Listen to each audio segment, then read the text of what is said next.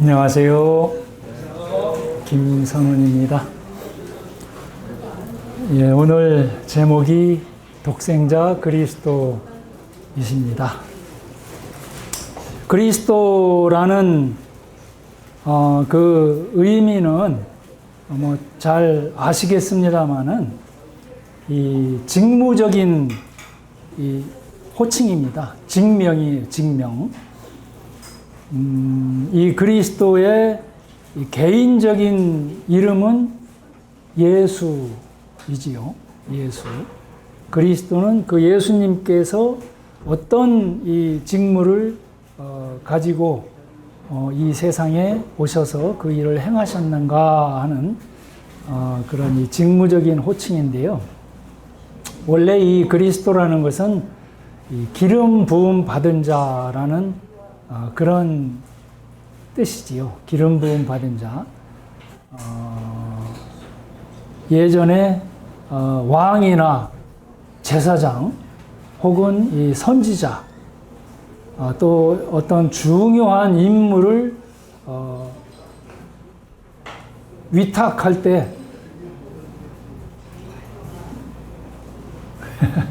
예, 중요한 그런 임무를 위탁할 때 사용되었던 그런 단어입니다. 히브리어로는 이걸 메시아라고 그렇게 얘기를 합니다. 많이 들어보셨을 거예요.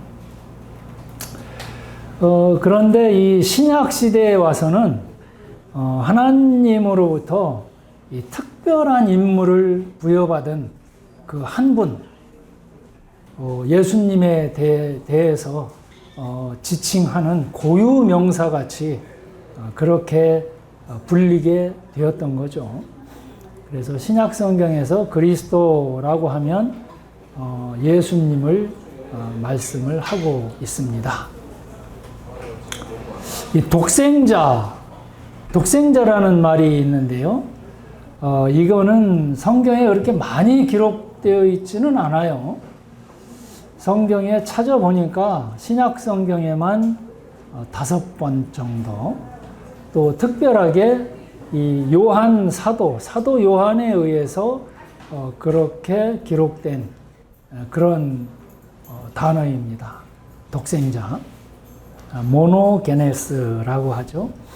오직 유일하신 분, 한 분뿐이신 그런 분을 독생자, 외아들이라고 얘기를 합니다. 저희 요한복음 3장 16절을 보면 거기에 이제 독생자라는 그런 이 단어가 나오는데요. 하나님이 세상을 이처럼 사랑하사 독생자를 주셨으니 이는 저를 믿는 자마다 멸망치 않고 영생을 얻게 하려 하심이니라. 이렇게 기록을 하고 있습니다. 하나님이 세상을 창조하셨다. 또 이 하나님이 세상을 이처럼 사랑하셨다. 이 하나님께서 모든 것의 주체이십니다. 하나님이 모든 것을 창조하신 분이시고요. 창조하신 그 목적은 하나님의 뜻을 이루고 하나님의 영광을 받기 위해서 이 세상을 창조하셨는데요. 그 하나님은 모든 일을 마음의 원대로 하나님의 뜻대로 임의대로 행하시는 분이에요.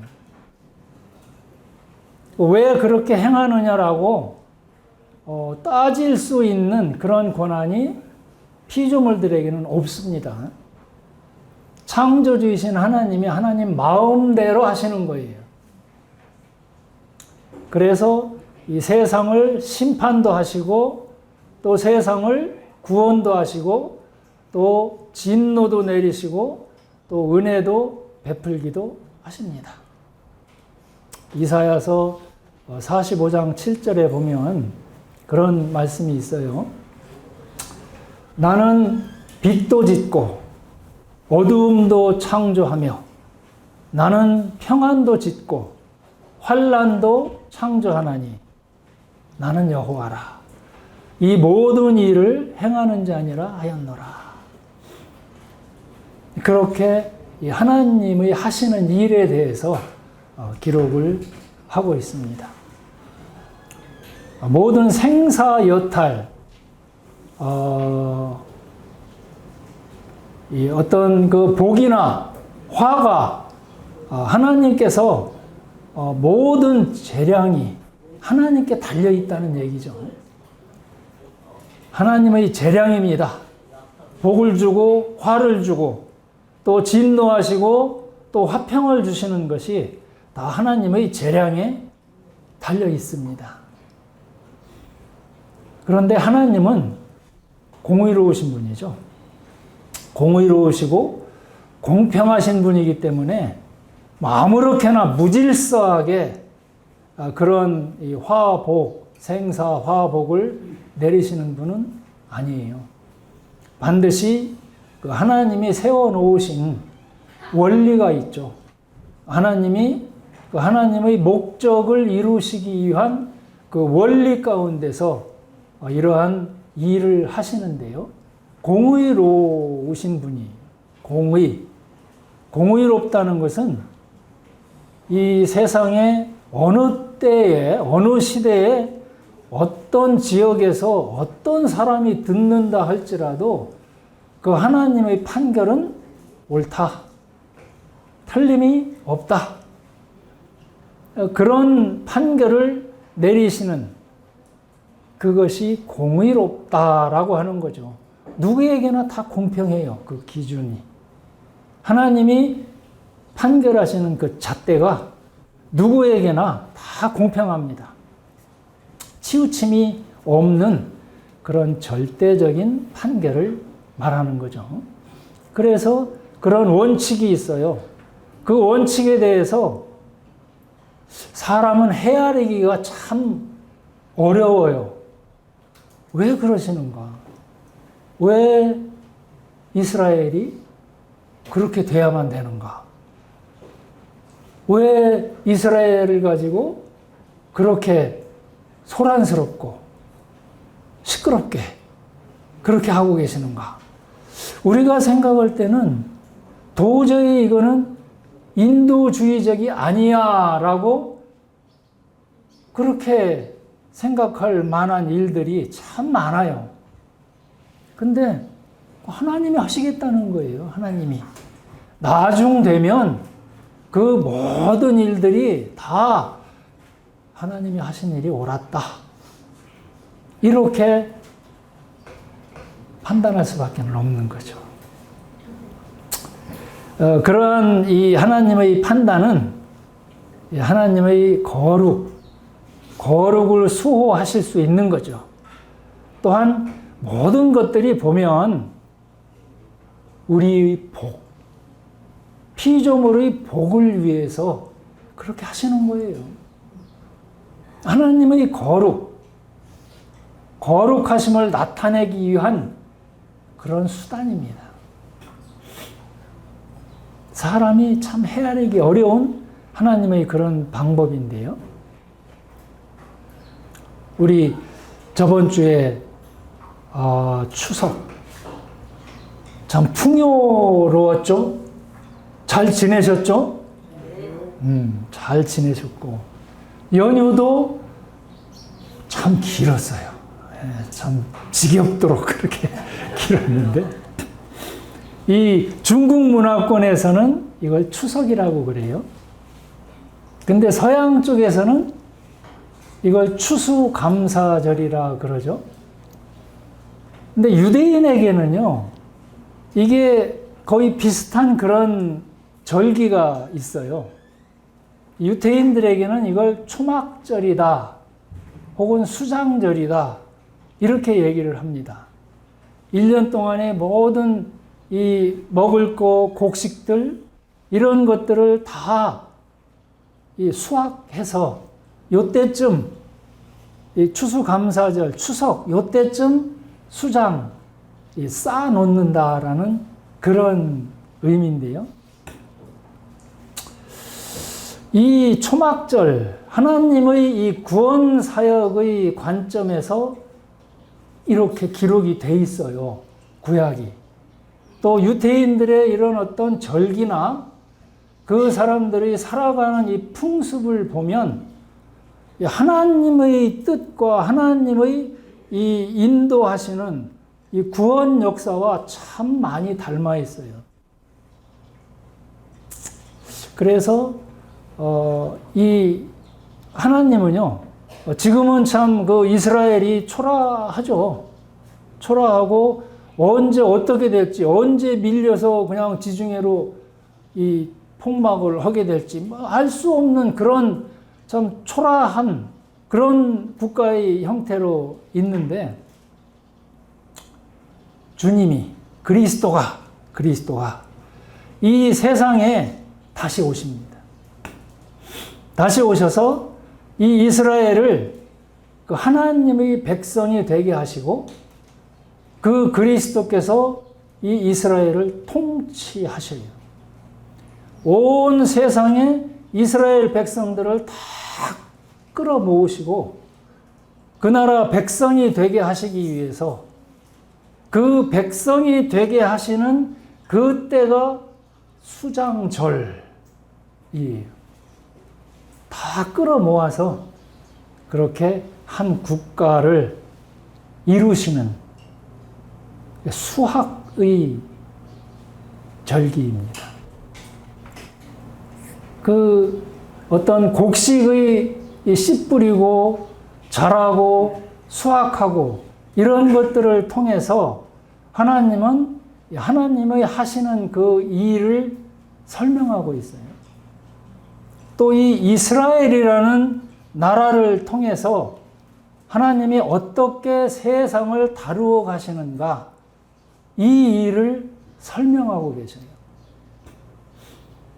그 초막절, 아마 저희가 그렇잖아요. 어떤 이 쓰나미가 온다든지 폭풍이 몰아친다든지 태풍이 온다든지 그러면 텔레비나 매개체들을 통해서 한꺼번에 다 알려요. 그래서 거기에 대한 준비를 하게 하고 피난 갈 사람은 피난 가고 다 이렇게 알도록 합니다. 이 초막절, 정말 그 실제적인 그런 초막절이 올 때는요, 이스라엘 민족에게 그런 식으로 한꺼번에 모든 사람이 알 수 있도록, 아, 그분이 그리스도였구나. 2000년 전에 우리가 못을 받고 가슴을 찔렀던, 창으로 가슴을 찔렀던 그분이 그리스도였구나. 이걸 한꺼번에 알도록 그렇게 하셔요. 그래서 온 이스라엘이 민족적인 그런 구원이 일어날 수 있도록 아주 그냥 한꺼번에 단시간 내에, 아, 그분이다, 오시옵소서, 그리스도요 하고 그분을 바랄 때, 그분의 이름을 부를 때, 그때 그리스도께서 오십니다. 그때가 얼마 안 남았어요. 이 절기를 통해서. 그 바로 전에 우리 교회는 또 며칠 사이, 초막절 며칠 전에 나팔절이라는 그런 절기가 있습니다. 그 절기 때에 우리 교회는 휴거, 많이 들어보셨죠? 휴거라는 그 사건을 통해서 온 교회는 다 하늘나라로 들려 올라가고 이 세상에 이스라엘은 천년왕국으로 들어갑니다. 그래서 그리스도의 나라가 시작이 되죠. 왜 그러느냐? 하나님의 뜻이에요. 하나님이 그렇게 하시겠다는데 누가 그게 왜 그렇습니까? 틀렸지 않습니까? 이렇게 할 수 있는 그런 권리가 없어요. 어쨌든 이 추석, 하나님의 추석이 올 것입니다.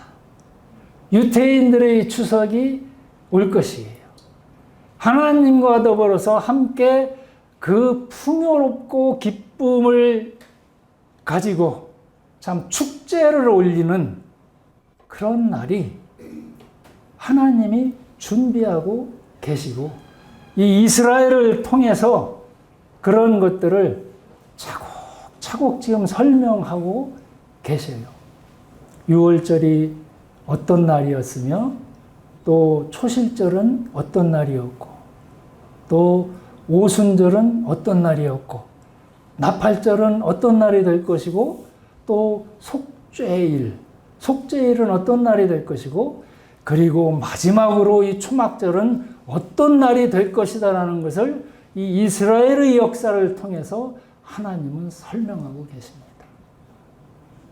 그때에 하나님의 그 수학의 날에 우리 여기 아직 남아있다? 큰 일 납니다. 큰 일 나는 날입니다. 그래서 하나님께서 세상을 사랑하셨어요. 그냥 놓아두실 수가 없었습니다.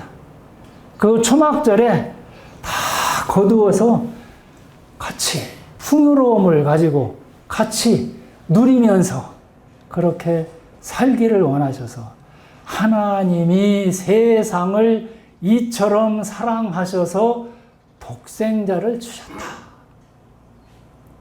이 세상이 어떤 세상이에요? 이 세상은요, 희망이 없는 세상이에요. 하나님 보시기에 희망이 없어요. 얼마나 타락하고 부패하고 자기 임의대로 하나님의 그 정해놓으신 그 잣대에 따라서 사는 게 아니라 자기 유리한 쪽으로 자기 나름대로 잣대를 그어가면서 자기에게 유익하면 선, 자기에게 불리하면 악, 이래서 다른 사람을 욕하고 그냥 당짓고 얼마나 다원론적인 다원론, 내 사람, 우리들 따로 이렇게 서로 당짓고 원통함을 풀지 않고 이런 세상입니까? 하나님 보시기에는 희망이 없습니다. 하나님이 모든 것들을, 이 세상을 지금 당장 저주하시고 멸망시킨다 하더라도 이상할 거 하나도 없어요. 그 정도로 참 오염이 되어 있습니다. 타락과 부패, 죄악으로 가득 찬 그런 어두움입니다. 왜 그렇게 됐느냐? 만물의 영장인 이 사람, 내가 이 세상을 그렇게 만들었어요. 여러분들이 세상을 그렇게 만들었어요. 우리가 세상을 그렇게 만들었습니다. 그래서 이 온 천지가 하나님께서 목적하신 그 제 기능을 발휘할 수가 없습니다. 사람은 다 죄덩어리이고 하나님 보시기에 모든 자가 사형에 해당합니다. 도저히 알곡으로 수확해서 그 하나님의 창고 천국에 넣어두실 수가 없어요. 다 불량품이고 다 이 나락이 아니라 피들이에요. 다 불량품이에요. 다 사형이에요. 다 필요 없어. 쓰레기에다 다 집어 넣는다 하더라도 왜 그러십니까? 라고 반항할 만한 그런 우리들이 아닙니다. 로마서 3장 10절은 이렇게 기록하죠. 의인은 없나니, 기록한 바 의인은 없나니 하나도 없으며 깨닫는 자도 없고 하나님을 찾는 자도 없고 다 치우쳐 한 가지로 무익하게 되고 선을 행하는 자는 없나니 하나도 없도다. 이렇게 기록을 합니다. 나는 죄가 없는데요? 라고 나설 수 있는 사람이 한 사람도 없어요. 하나님의 판단이 항상 옳으십니다. 그래서 사람이 악을 행한다고 해서 하나님께서 손해보실 것도 없고 또 우리가 선을 행한다고 해서 하나님이 이롭다 하신다 한들 얼마나 그게 이롭겠습니까? 하나님이 아쉬울 게 없어요. 손해볼 것도 없어요. 그냥 행한 대로 갚으면 그만이에요. 우리 아니라도 하나님은 하나님의 천국을 얼마든지 더 아름답고 영화롭게 만드실 수 있는 분이에요. 그런데 그렇게 안 하셨어요. 이 개미들이 참 모여가지고 자기들이 뭘 안다고 사람들을 판단하고 사람들을 흉보고 멸시하고 내가 저 사람들을 돕기 위해서 참 좀 도와줬으면 좋겠다. 참 이런 생각을 하고 있는 거나 우리가 지금 창조주를 판단하겠다고 뭐 하나님이 이러쿵저러쿵 내가 이런 일을 해서 하나님이 하시는 일을 좀 도와드려야지 이거 참 그럴 만한 자격도 없고 하나님이 그걸 기뻐하시지도 않고 하나님이 하나님의 일을 하셔요. 하나님의 영광을 위해서. 근데 우리가 뭐라고 하나님의 영광에 좀 보탬이 되어 드릴게요 하고 그거 돕겠다고 나선다. 그럴 수가 없는 우리입니다. 우리는 그냥 사형자예요. 사형수예요. 그냥요, 지금요, 이 단두대에 그냥 목 이렇게 걸치고 있는 거예요. 단두대. 언제 그 칼 떨어져서 끝날지 몰라요. 지금 우리의 상황이 그렇습니다. 하나님이 그 마지막 그 날을 언제로 정하셨는지 아무도 몰라요. 오직 하나님만 아셔요. 단두대에 걸쳐있는 그 칼이 언제 내려와서 끝낼지 아무도 모르는 상황에서 우리는 지금 살아가고 있어요. 얼마나 불안합니까?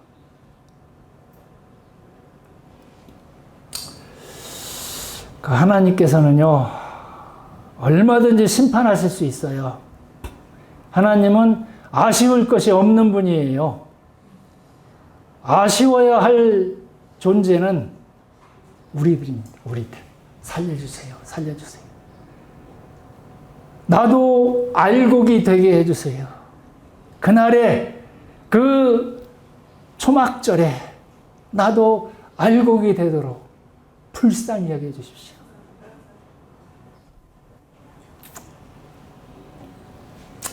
그런데 하나님이 그런 거룩하신 심판주의시기도 하면서 또 하나님의 속성은 참 사랑입니다. 이 사랑으로 충만하신 분이에요. 사랑 자체예요. 우리는 사랑이라는 그 개념도 몰랐어요, 사실은.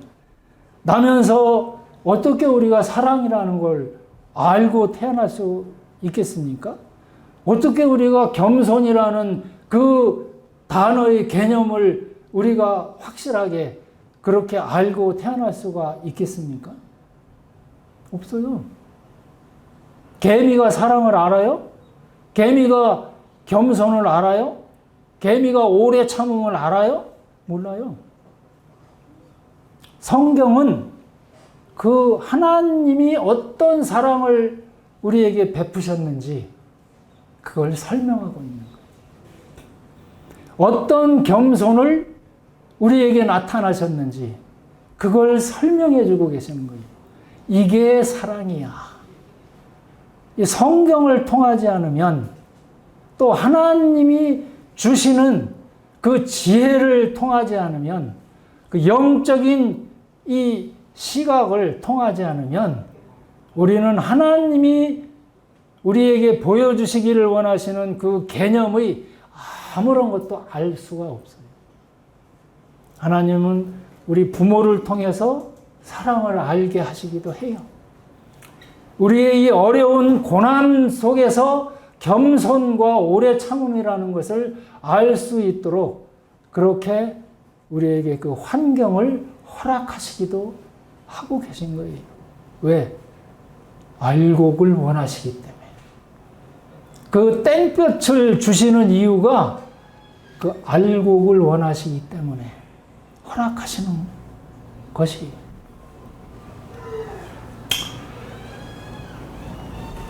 하나님께서는, 하나님의 사랑은요, 이로운 일, 그런 사람만 사랑하시는 게 아니에요. 하나님은 참 하나님께 사랑받을 만한 일을 한 자들만 사랑하시는 분이 아니에요. 만일 그렇다면은 그거는 사랑이 아니고 그건 당연한 거예요. 당연한 거. 거래입니다. 거래. 준 만큼 받는 거고 받은 만큼 주는 거고. 거래이죠. 사랑은 희생입니다. 사랑은 자기 희생이고 참 미운 짓을 하는 자도 사랑하는 그것이 하나님의 아가페입니다. 영원해요. 한때는 사랑했었어. 이게 아니에요. 사랑이라는 것은 진행형입니다. 믿음이라는 것도 진행형입니다.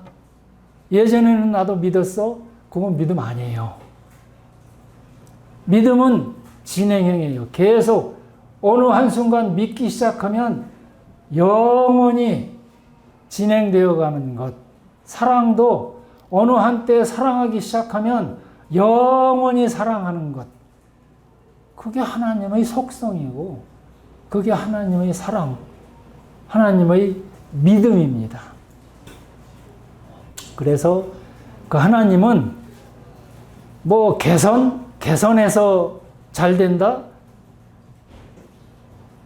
그런 개선해서 잘 될 거야 하면 그 쉽죠. 그런 사람 사랑하는 거. 또 마음에 드는 일을 할 가망이 없는 자를 사랑하시는 그런 하나님이신데요. 연약하고 무능력하고 무가치하고 참 하나님 앞에 죄인이고 또 하나님을 대적하는 그런 원수들. 우리 차라리 없어지는 게 나은 하나님의 일에 이 사람만 없으면 하나님이 참 모든 일들을 원만하게 하실 수 있을 거야 라는 그런 없어졌으면 좋겠다라는 그런 사형수라는 게 그렇잖아요. 더 이상 필요 없는, 더 이상 남에게 도움이 될 만한 그런 일이 없다. 이 사람에게는 희망이 없다. 그럴 때 사형시키는 거죠. 우리가 다 사실은 그래요. 하나님 앞에 다 사형수입니다. 근데 그런 사람들을 위해서 참으시고 자기 좋은 것을, 최선의 것을 주시기를 원하시는 그러한 하나님이에요. 참 선한 사마리아인처럼 그러셨죠? 강도 만나서 죽게 된 자를 아무런 도움이 안 되는 그런 사람 사랑하시는 그런 하나님. 참 파멸되고 참 버려진 자들인데도 하나님은 죽어가는 그 사람을 심지를 꺾지 않으시고 좀 끄지 않으시는, 그 불꽃을 끄지 않으시는 그런 사랑이에요. 그런 하나님의 사랑에 어떻게 반응할 것인가? 어떻게 반응할 것인가? 그런 하나님의 사랑과 부르심에 무관심하고 반응이 없는 그런 사람을 하나님은 사랑하실 수가 없어요. 하나님은요, 우리를 인격적으로 대우하십니다. 우리의 인격, 우리의 선택, 이걸 존중하셔요. 그냥 아무것도 안 하면 아무 일도 안 일어납니다. 하나님은 우리의 선택을 존중하시고 억지로 행하지 않으셔요. 자유의지를 존중하고 계셔요. 각 사람의 행한 대로 갚아주시는 거죠. 하나님의 사랑에 반응해서 그 사랑을 받아들이는 자는 생명을 주십니다. 또 이 믿음이라는 것은요, 하나님의 그 사랑에 내가 어떻게 반응할 것인가 분별력 있게 하나님의 사랑을 분별해요. 이것이 나를 위한 것인가? 하나님의 사랑은 어떤 것인가? 또 반드시 반응을 보여야만 돼요.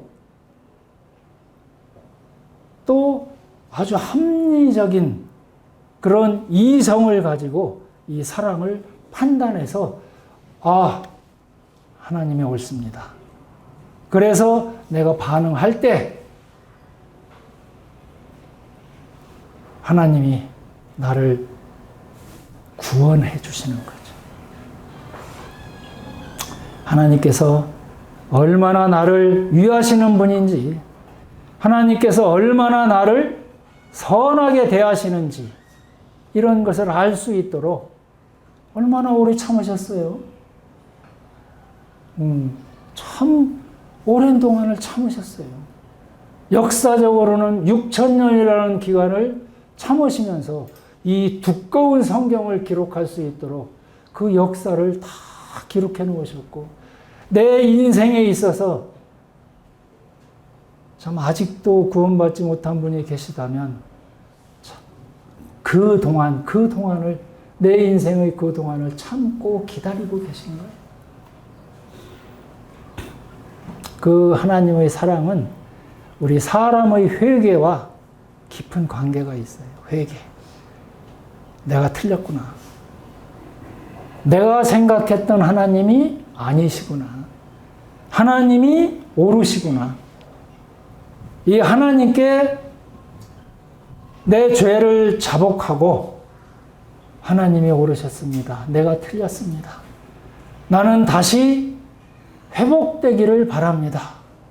나는 하나님과 화목되기를 바랍니다. 나를 하나님께서 어떻게 처분하신다 하더라도 하나님의 잣대에 대놓고 볼 때는 나는 하나님께 아무런 쓰잘데기 없는 사람입니다. 그러나 그럼에도 불구하고 하나님은 사랑이신 분이시고 사랑이시고 하나님은 나와 화목되기를 원하시는, 나를 회복시키시기를 원하시는 그런 하나님이신 것을 내가 압니다. 성경을 통해서 내가 알게 되었습니다. 나도 하나님의 사랑을 받기를 원합니다. 그럴 때 하나님은 그래, 이제 와라. 내가 너를 위해서 이 모든 것들을 행했지 않느냐. 그리고 나를 받아주시는 거죠. 내가 내 인생의 주인이다 라고 생각했었던 주인은요, 내 인생이 내 것이다 라고 생각하면은 나는 아주 부자로 태어나야 돼요. 금수저 물고 태어나야 되고, 아주 내가 하고 싶은 거 다 행할 수 있어야 되고, 내가 죽을 때도 아주 행복한 그런 상황에서 죽어야 되고, 그게 내가 내 인생을 내 마음대로 하는 내 인생의 주인이지요. 근데 그렇지 않다는 거예요. 태어나고 보니 흙수저더라. 살다 보니 되는 거는 아무것도 없더라. 언제 죽을지 불안하더라. 항상 그런 가운데서 우리는 살아요. 왜? 내가 주인이 아니라는 얘기예요. 내가 주인이 아니었습니다. 하나님이 주권자시네요. 하나님이 내 모든 주권을 다 쥐고 계시는 거네요. 하나님께 모든 재량권이 다 있네요. 하나님 알아서 처분하십시오. 그러나 사랑 주십시오. 그게 회개입니다. 자, 울면서 자복하고 이 단두대에서 다 끄집어내 주세요.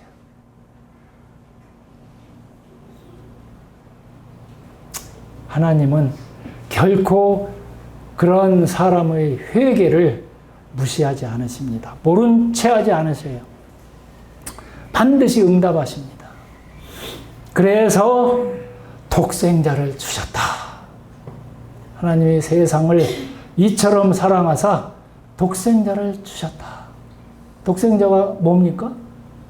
오직 하나, 오직 한 분뿐이신 아들. 이 독생자만이 하나님의 뜻을 완전하게 이루실 수 있는 분이고 하나님의 모든 성품을 그대로 세상 가운데 드러내셔서 하나님이 어떤 분이시다라는 것을 나타내실 수 있는 그런 분이셔요. 그분을 하나님께서 하늘에서 그 참 영화롭고 아름다운 그 하늘에서부터 세상에 보내셨어요. 왜? 나를 사랑하기 때문에. 여러분들을 사랑하기 때문에. 그 독생자를 보내셨어요. 이 독생자를 하나님이 사랑하시는 분입니다. 죄가 하나도 없으신 분이에요. 하나님께서 가장 사랑하시고 기뻐하시는 분이십니다. 원래 하나님이셔요. 원래가. 저는 성경을 처음 대할 때, 다른 분들도 거의 비슷할 거예요. 아들이잖아. 아버지하고 다르잖아. 아버지 밑에 아들 있잖아. 아버지가 낳아야 아들이 나잖아. 근데 왜 하나님이야? 누굴 믿어야 돼? 그랬어요. 근데요, 성경에서 얘기하는 이 아버지와 아들의 이 관계는 우리가 이 체제에서 생각하는 그 아버지와 아들의 그런 관계가 아닙니다. 우리는 이 서열이 있어요. 아버지, 아들, 손자, 후대. 이렇게 서열이 나죠. 아버지로부터 출생해야 아들이 된다. 이렇게 이 출생의 관점에서 봅니다. 근데 성경에서 얘기하는 이 아들, 독생자, 이거는 존재 방식을 얘기합니다. 존재 방식, 역할의 차이, 이걸 얘기하고 있어요. 아버지 하나님은 사람, 이 구원 역사를 계획하시고 사람들을 어떻게 구원하실까? 이 일을 계획하시고 지시하시는 그런 분이셔요. 근데 아들은 그 하나님의 그 뜻, 계획, 지시하시는 것들을 그대로 순종하시는 존재 방식의 차이예요. 담당하는 역할의 차이를 얘기하고 있습니다. 그래서 순종, 아버지 하시는 이 말을 그대로 다 순종하시고 구원 역사를 수행하시는 그런 위치. 이걸 아들이다. 이렇게 말씀을 하시는 거죠. 아버지와 아들이 원래 동등한 하나님이십니다. 아들은 아버지의 뜻을 순종하고 수행하기 위해서 이 세상에 오셨어요. 자원해서 그 겸손의 자리를 스스로 자원해서 예수 그리스도께서 그 아들의 위치를 자기가 차지한 거예요. 내가 행하겠습니다. 세상 어디에도 그 아버지의 뜻을 행할 수 있는 존재가 없기 때문에 그 아들이신 하나님이 스스로 자원해서 내가 가겠습니다. 이렇게 한 거예요. 그 아들의 위치를 본인이 차지하고 내가 행할게요. 내가 갈게요. 나를 보내시옵소서. 이렇게 된 거예요. 그래서 내가 오늘 너를 낳았다. 이런 말을 할 수가 있게 된 거죠. 그게 독생자입니다. 그 독생자의 위치가 하나님이에요. 하나님. 그 독생자를 주셨고, 이는 저를 믿는 자마다 그 독생자를 믿는 거예요. 그 독생자가 나를 위해서 그렇게 오셨구나. 그래서 하나님의 뜻을 수행하기 위해서 그 모든 일들, 십자가에서의 죽음, 또 죽은 후에 부활, 또 승천하셔서 하늘에 오르셔서 하나님의 뜻이 이렇다는 것을 사람에게 이렇게 알려주신 그분이에요. 독생자.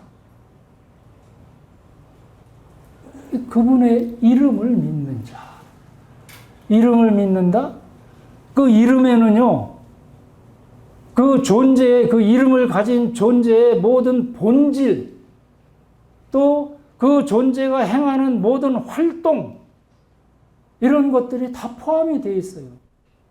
그게 이 독생자의 이름, 권위, 존엄, 이런 것들을 믿는 거예요. 그 독생자를 우리는 믿는 겁니다. 독생자의 행하신 일뿐만이 아니라 그 독생자의 위치, 그 독생자의 위격, 인격이라고 해야 좀 알아듣기 쉬워서 인격이라고 그러지만 사실은 신격이죠. 그 어떤 신격을 가지신 분인지 그걸 믿는 거죠. 근데 하나님은요, 이렇게 독생자를 보내시고 그냥 아무런 보상도 안 하셨다? 그건 좀 이상하잖아요. 하나님은 이 독생자에게요, 보상을 하셨어요. 그 겸손의 자리, 그 낮은 위치, 그 종의 위치, 그 사람의 몸을 가지고 하나님이 사람의 몸을 가지고 오시는 그 종의 위치를 취하신 데에 대한 또 그 고난, 십자가 위에서의 그 고난을 당하신 그 일, 모든 것들을 완벽하게 수행하시고 하나도 빠진 것이 없이 다 수행해 놓으신 그 아들 하나님을 위한 보상, 뭐냐? 만유를 통치하시는 그런 분으로 다시 영광을 돌려주시고 이 세상을 심판하실 수 있는 심판자의 위치, 왕의 위치와 심판자의 위치와 또 하나님이시면서 사람이셨던 그 중간 중보자의 위치인 대제사장의 위치까지, 그 위치를 어떤 존재가 대신할 수 없어요. 그렇게 하나님은 그 아들 독생자에게 보상을 해 주셨습니다.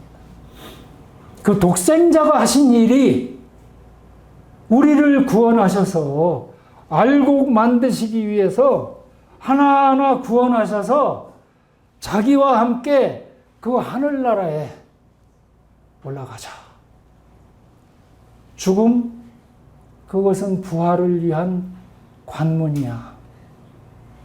염려하지 마. 걱정하지 마. 나 있는 곳에 너희도 함께 있을 거야.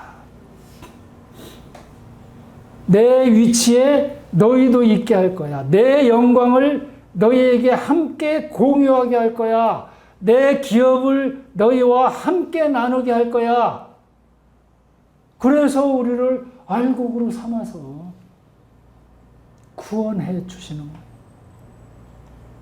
그 정도로 우리 믿는 자, 우리 구원받은 자의 영광이 대단한 겁니다. 독생자의 위치예요. 똑같은 위치예요. 아들, 기업을 물려받을 그 아들의 위치. 그리스도 예수 안에다가 우리를 그냥 우겨 싸 넣습니다. 그냥 수장들 창고에 그냥 몰아놓고 즐기는 거예요. 하나님과 같은 영광을 우리에게도 주시겠다는 거예요. 그 독생자의 모든 영광을 우리에게도 함께 누릴 수 있도록 그 영광을 다 주겠다. 안 믿으실래요? 이 좋은 이 하나님, 독생자를 주셨으니 이는 저를 믿는 자마다 뭐라고 그랬어요? 같이 읽어보실까요? 시작. 그래요. 예, 영원한 생명입니다. 영원한 생명. 하나님과 함께 할 수 있는 그 영광, 영원한 생명, 하나님이 가지고 계신 그 생명, 같이 나누기 위해서 그 생명의 터 되시는 그 예수님 안에 우리를 심겨 놓으시고 열매 맺도록 하시겠다는 거예요. 여기에 우리가 사용되고 쓰임받고 부르심을 받는다면 찬송을 안 할 수가 없고 하나님께 감사하지 않을 수가 없습니다.